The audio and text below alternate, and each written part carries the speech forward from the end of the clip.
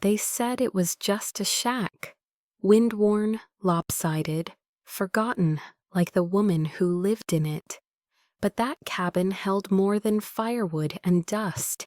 It held my name, my silence, my story. I thought I'd buried enough secrets in these hills to die quietly. But then a letter came, and with it, a war I never meant to fight, but couldn't walk away from. I always said the cabin was just a shack, a patchwork of old timber, metal roofing, and stubborn nails that refused to give out. When folks in town asked why I hadn't moved closer to real civilization after Robert passed, I'd shrug and say, "It's paid for, it's quiet, and it doesn't talk back." Truth is, I liked the quiet. I liked the scratch of branches on the windows during windstorms, the whine of the generator when the sun dipped behind the hills, and the way the stove creaked like it remembered better days. The cabin was a stubborn thing, and so was I. I didn't need much. My pension covered groceries, gas for the truck, propane. Once a month, I made the drive into Westcliff, got my prescriptions, and listened to people talk about politics at the diner like their voices carried past the mountains. They didn't. Nothing much did, which is why it caught me off guard when something did arrive. A letter. I found it on the porch one morning in a plastic sleeve, damp with frost. No stamp, no return address. Just my name, Margaret Winslow, scrawled in capital letters like the sender wasn't sure I'd remember it was mine. I took it inside, set it beside the coffee I'd just poured, and stared at it for a good while before opening it. I've lived long enough to know when paper carries weight. Inside was a notice from the Colorado Department of Natural Resources, a transaction summary legally so thick it felt deliberate. It stated that my parcel, Section 12, Township 22, Range 69, was under consideration for the transfer of mineral rights. The words blurred together, but a few lines stood out like shouts. Agreement pending on behalf of the landowner or legally authorized representative, and estimated development value subject to valuation. My hands went still. I didn't understand all of it, but I understood enough. Someone was trying to do something with my land, someone who wasn't me. At first, I thought it had to be a mistake. I hadn't signed anything, hadn't spoken to anyone but the clerk at the post office, and that nice girl from the pharmacy who always asked about my blood pressure like it was personal. The only person who ever brought up the land was a man from the county assessor's office 2 summers back. He'd come up the gravel road in a white SUV, knocked on my door with a clipboard, and asked if I'd considered selling. "Developers are interested in this region," he'd said, squinting like the mountains offended him. "Vacation homes, eco-lodges, that kind of thing." I told him the only eco here was the moss growing on the north side of the outhouse. He laughed. I didn't. That was the end of it, or so I thought. But this letter wasn't from some overeager agent. This was state-level government font, Regulation Inc. Someone had filed paperwork. Someone had claimed to represent me. I went straight to the safe under the floorboards. It's an old thing, rusted around the hinges, smells like mildew and memories. Inside were the essentials, Robert's discharge papers, the deed to the land, our marriage license, and the power of attorney I'd never used. I hadn't looked at it in years, not since I'd spent that winter in Denver with Doug after the hip replacement. He'd said, "Just in case, Mom." I was on pain meds and tired of arguing. I signed. I held the paper now and reread the name, Douglas Winslow, my son. He hadn't called in over 6 months. Last time we spoke, it ended with him saying he couldn't keep driving up here every time I had a light bulb go out. I told him I didn't ask for chauffeurs, just a little respect. He hung up, and now he was filing things on my behalf? I called his number. It rang 5 times and went to voicemail. I didn't leave one. What was there to say that wouldn't come out like a curse? That night I sat by the fire, the letter on my lap, Robert's old flannel draped over my shoulders like it still had his scent in the collar. The wind clawed at the windows. The kettle whistled low and tired. I kept thinking about that part, estimated development value. What could possibly be worth developing up here? The creek ran dry every August. The soil was rock and stubborn weeds. But the letter wasn't about topsoil. It was about what lay beneath. I stayed up most of the night. The longer I stared at the letter, the clearer it became. This wasn't a mistake. This was a move, and someone had made it while betting I wouldn't notice or care. They were wrong on both counts. By morning, the frost had melted, and so had whatever hesitation I'd had. I folded the letter neatly, tucked it into my purse next to the grocery list I wasn't going to need that day, and locked up the cabin. The wind was sharp when I stepped outside, that thin kind of mountain wind that slices through your sleeves and makes you feel alive in a way you hadn't asked for. I started up the truck, Robert's old Ford that coughed a little on the first turn, like it had to think about it, and headed down the mountain into Westcliff. I parked outside the county building, a low beige rectangle with a flagpole that leaned just enough to bother me. The receptionist, a young man with skin like porcelain and a name tag that read Cody, looked up when I came in. He gave me the kind of smile you give to old women who might ask about parking validation. I need records, I said, skipping the niceties.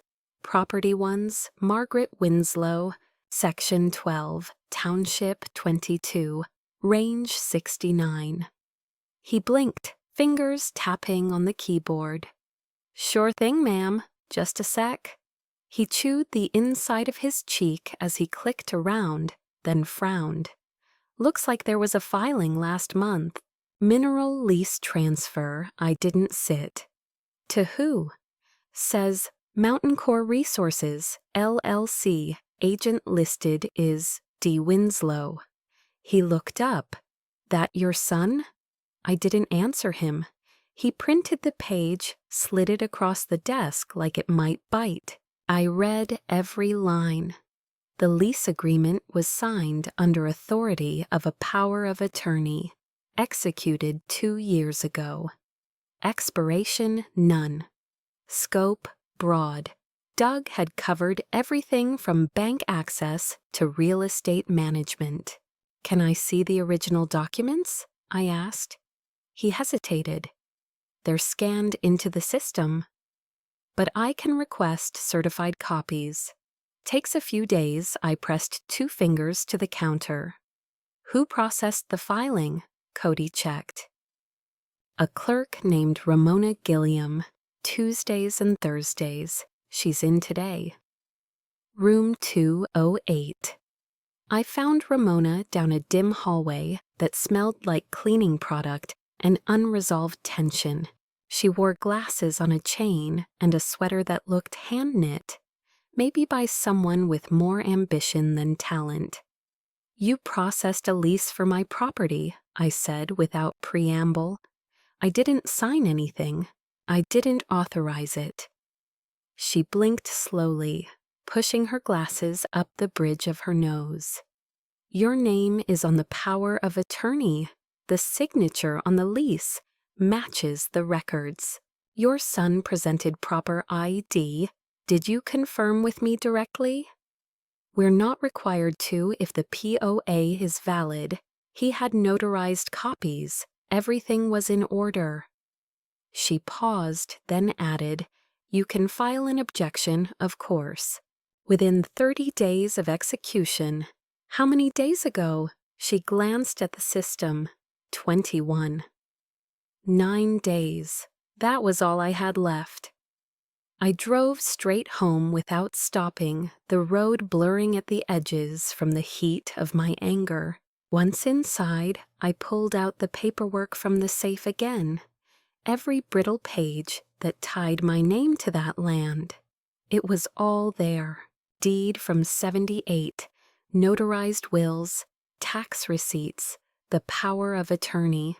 Slipped between the hospital discharge papers like it belonged there. I remembered the day clearly now.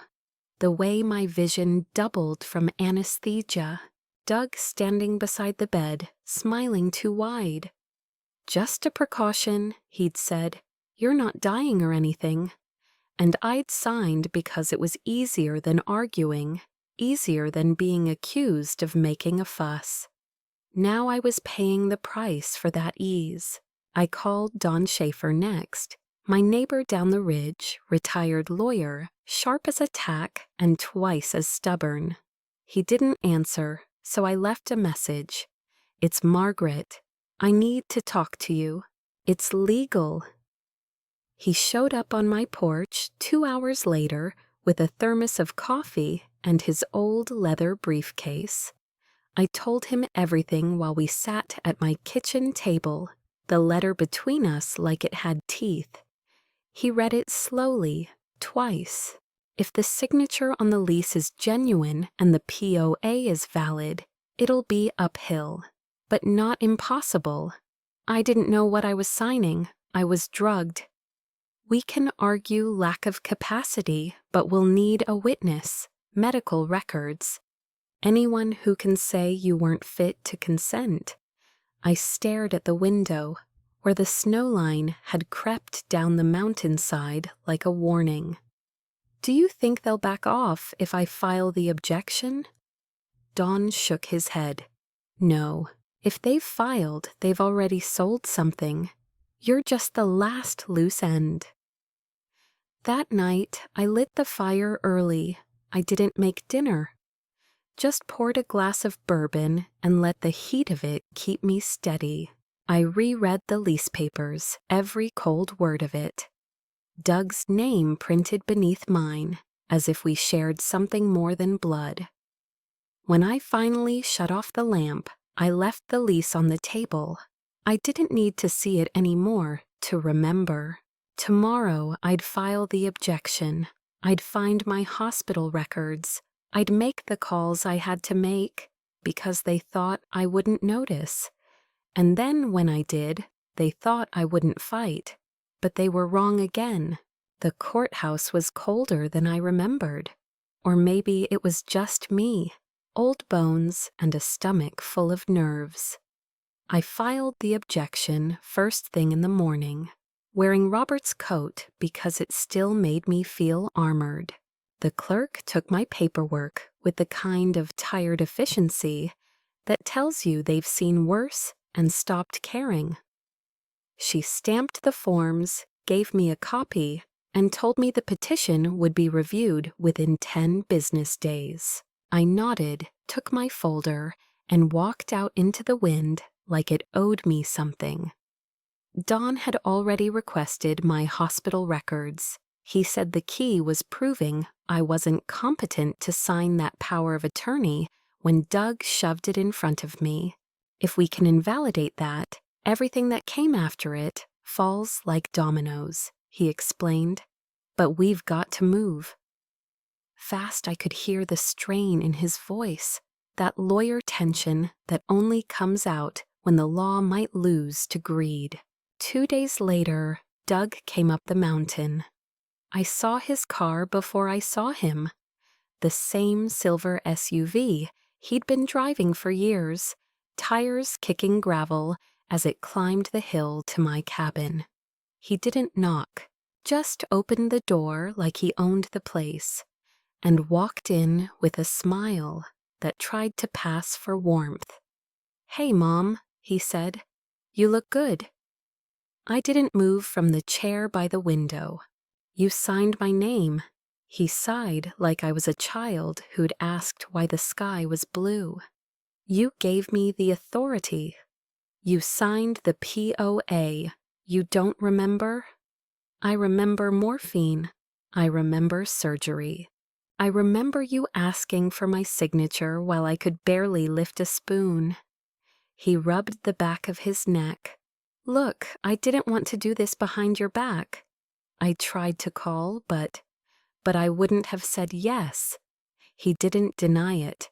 "That silence told me everything." "I know how it looks," he said. "But this deal, it's huge. And your land? It's right in the center. They needed it to close. You get a payout. We all do." I stared at him.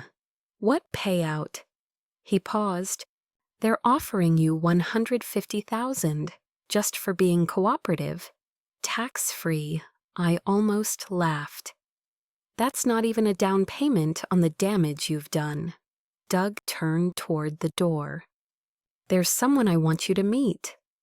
A moment later, another man stepped in. Clean-shaven, pressed suit, leather shoes that didn't belong anywhere near this much dirt. He extended a hand I didn't take. "Mrs. Winslow, I'm Scott Riley, Senior Acquisitions Officer with Mountain Core Lithium." "It's a pleasure." "Bet it is," I said. "Since you think you've already bought me." He chuckled like I'd made a joke. "Not at all. We just want to make sure everyone walks away happy." I stood, slower than I wanted to, but firm. "You filed a lease under my name, never spoke to me, offered pennies after the fact, and now you want happy?" He didn't blink. "We understand the concern. But you should know the deal is well underway. We've paid the county, secured the permits, prepped our environmental filings. The site has been assessed for a high-volume lithium yield. Your land is key to the logistical overlay." I narrowed my eyes. "And how much is this deal worth?" He hesitated. Doug didn't.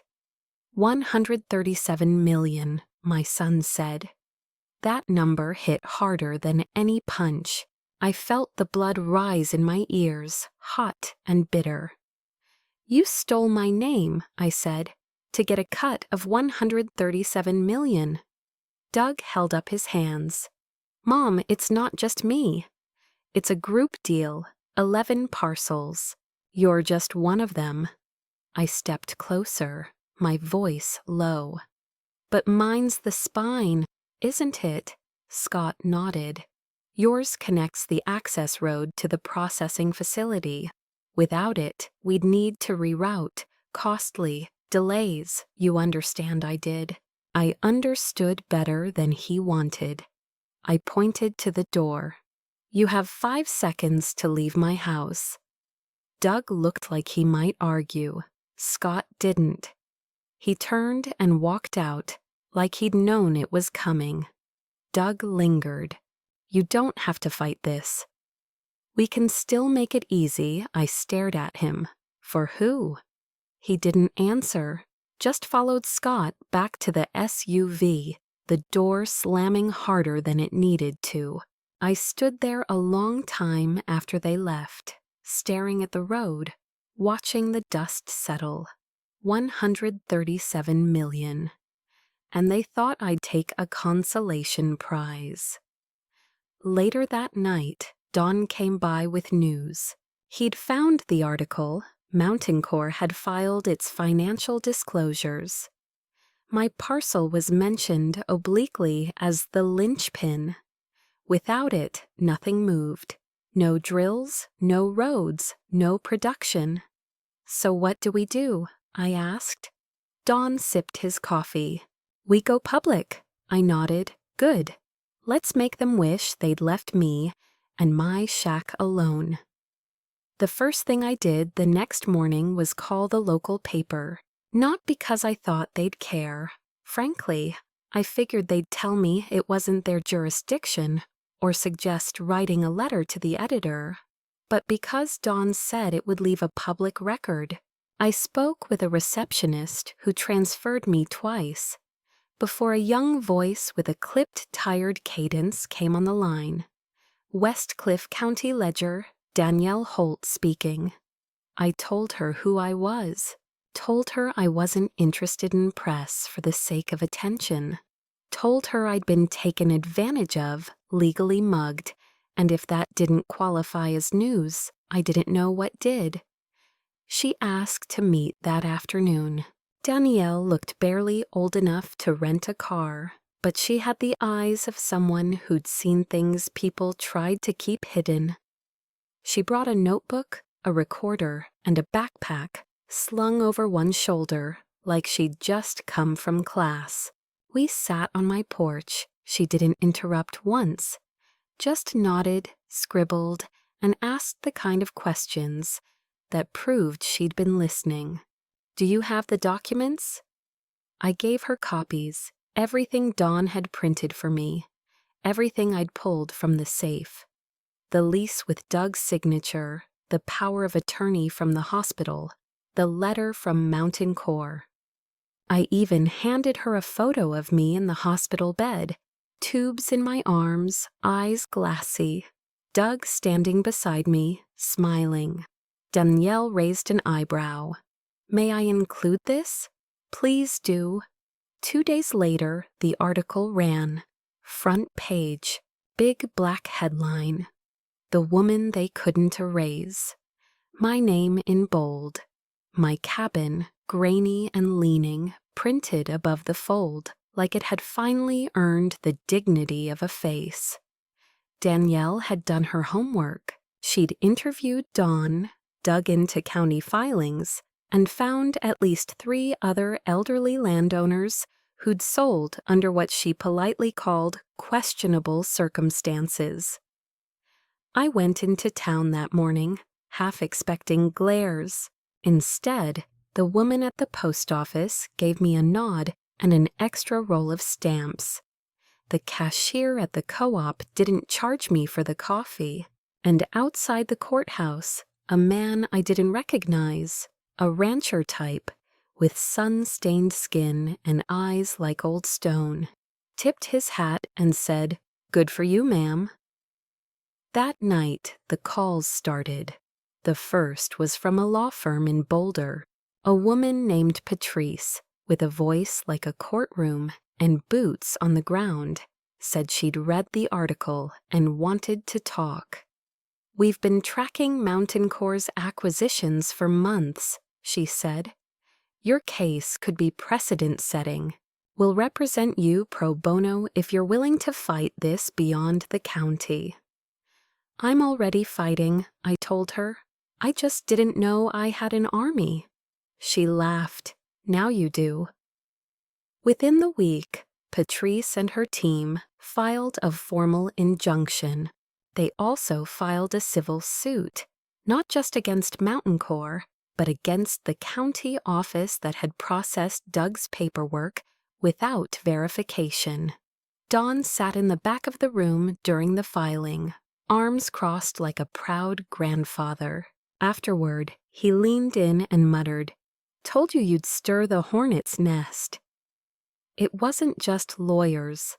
I got a letter in the mail from a man named George Ellis, 83, former firefighter, Vietnam vet, who said his niece had convinced him to sign a land deal 3 years ago.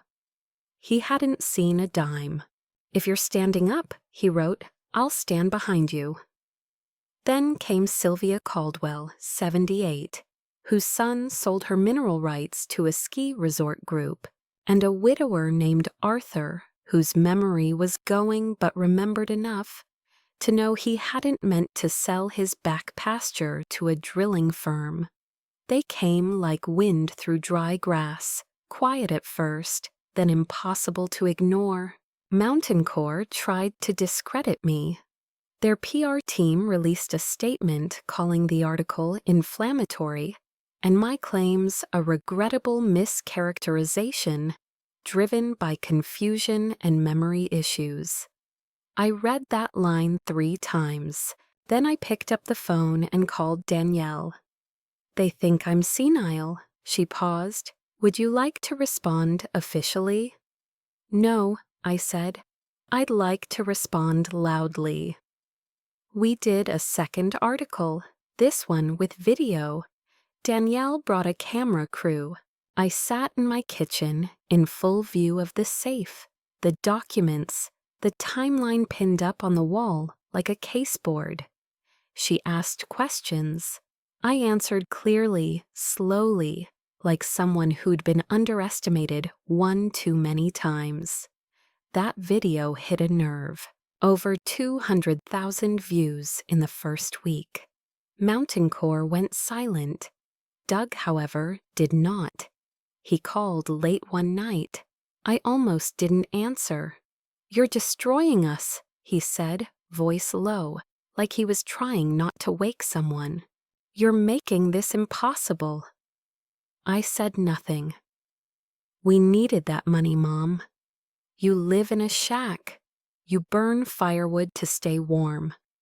Do you even understand what you're giving up? Do you? I asked. He was quiet, then soft, bitter. You don't get it. You're just doing this to spite me. No, Douglas, I said, the calm in my voice scaring even me.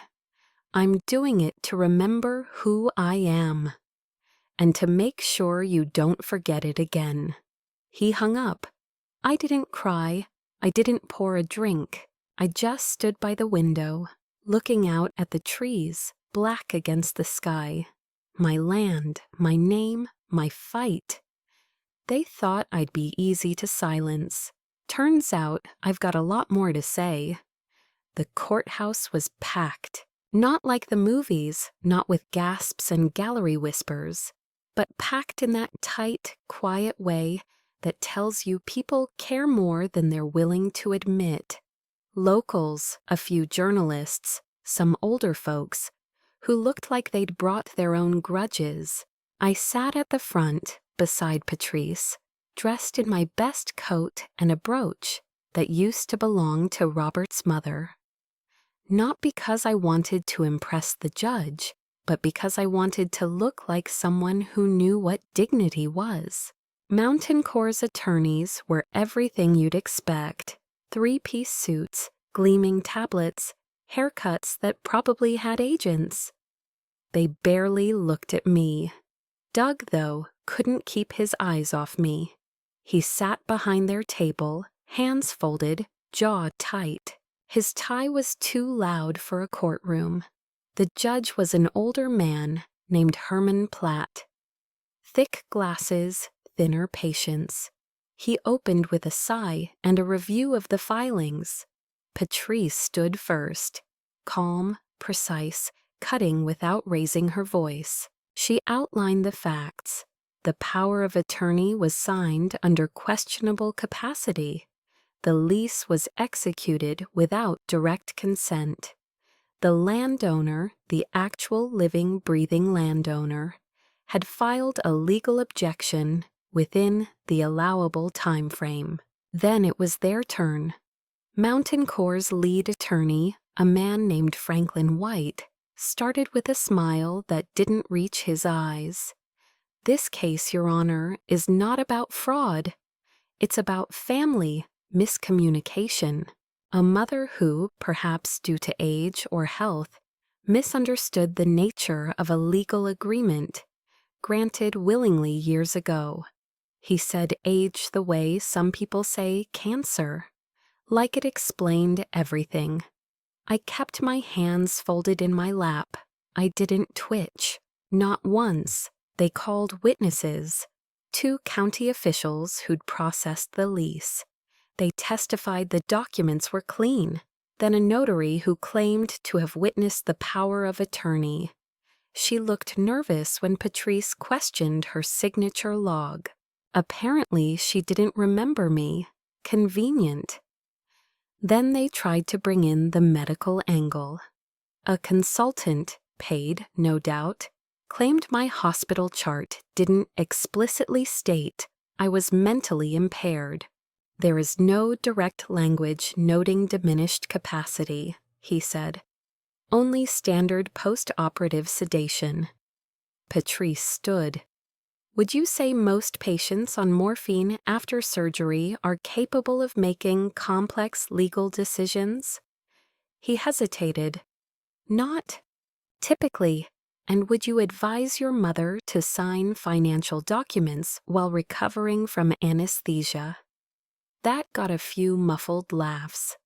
The judge raised an eyebrow. Answer the question, doctor. No, he admitted. We took a break. In the hallway, Danielle caught up with me, recorder off this time. You holding up? She asked. I nodded. They're trying to turn me into a confused old woman. I'm just tired, not stupid. She smiled. They're rattled. Trust me. When we returned, Patrice called a nurse from the hospital. A woman named Linda I barely remembered, but she remembered me. She was groggy, kept asking for her son. He came in with papers. I told him it wasn't a good time. He insisted. She looked at me and said, "Is this important?" And he told her it was just in case. I remember because it felt wrong, like rushing someone through a funeral. The courtroom went still. Finally, Patrice asked if I'd like to speak. I stood slowly, the ache in my back, reminding me that strength and pain often share the same body. I didn't want to be here, I said. I didn't want to become the woman on the news. I didn't want to fight my own son. But they pushed me into a corner and expected me to stay there. They used my name without my voice. And if that's legal, then something's broken far worse than my trust. The judge didn't comment, just nodded and asked both sides to prepare closing arguments for the following week. No ruling, not yet. Mountain Corps requested a delay on the injunction. Patrice shot it down. Our client is the rightful landowner. Any continued development would constitute trespass. The judge agreed. Temporary freeze extended. Outside the courthouse, Doug approached me. Alone this time. You don't have to keep doing this, he said. They'll bury you in appeals. You'll spend the rest of your life in court. I spent the last 3 years wiping your kids' noses while you built this plan behind my back, I said. So no, Doug, I won't spend the rest of my life in court. I'll spend it making sure you never get away with this again.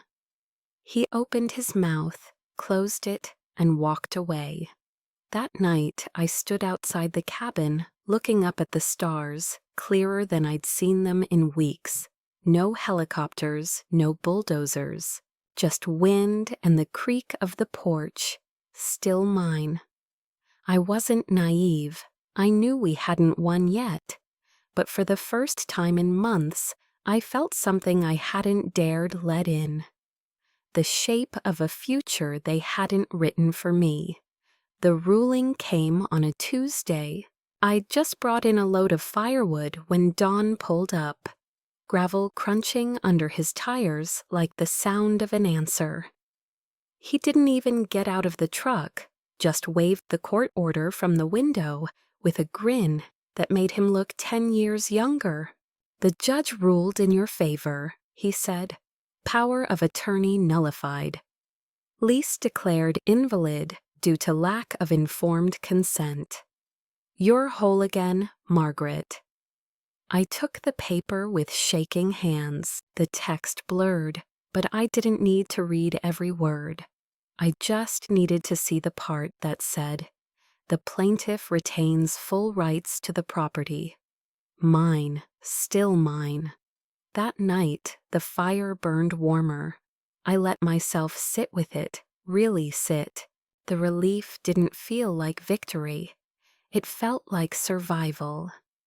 Like being pulled out of something cold and deep, lungs full of air again. I slept that night without the lease on the table, without my name printed next to someone else's decisions. But the story didn't end with the ruling. 2 days later, Scott Riley called. He asked for a meeting off the record, and I agreed, only because I wanted to look him in the face when I said no.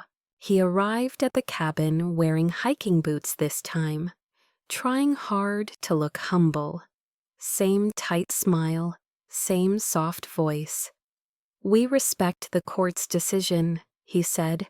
"We're not appealing." "But we'd like to make an offer." I raised an eyebrow. $1.5 million in cash. You retain the structure. We'll build around it. No forced move. Lifetime easement. Tax protected. You'd never have to worry again. I let the silence stretch. Then I laughed. He blinked. "I'm sorry? I've never had $1 million. Never needed it. I've had a good stove, a roof that holds, and peace. You tried to rob that from me. You'll never touch this land again." He swallowed. "That's your final answer?" "No," I said. "It's your final offer. I'm making mine."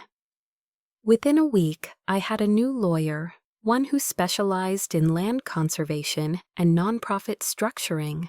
Danielle connected me with a group of environmental organizers from Boulder who'd read her article and wanted to help. Together, we drafted the paperwork to establish a protective trust, Winslow Preserve, 147 acres of undisturbed mountain terrain, registered with the state. No development, no drilling, no sale. A monument of resistance. My name on the deed and no one else's. Mountain Corps pulled out of the region within a month. Their press release used phrases like regulatory uncertainty and market reassessment. What they meant was the old woman wouldn't budge. Doug tried one last time, through a lawyer. He claimed my actions had irreparably harmed the financial future of the family. He petitioned for partial ownership of the estate under some dusty probate clause. The judge threw it out, hard. His wife left him not long after. The house in Denver went up for sale. I didn't gloat, not out loud. Then, one evening, I heard the crunch of tires again. I looked out, expecting Dawn, but it was Jake, my grandson. He was taller than I remembered. 22 now. Still wore that ratty hoodie he loved, even though it barely reached his wrists. He stepped out of the car, didn't say a word, just came to the porch and hugged me. "I'm sorry," he said into my shoulder, "for all of it." I should have said something. I knew I held him tight. "You're here now." That's something we sat on the porch until the sun sank behind the ridge. He looked out across the trees and whistled low. "You really turned this into a preserve?" "Yep." "Grandma," he said, grinning, "you're a damn legend." I smiled, sipping my coffee. The wind moved through the pines like a song I hadn't heard in a long time. I didn't need revenge. I didn't need money. I had something better, my name, my land. And no one was taking it from me again.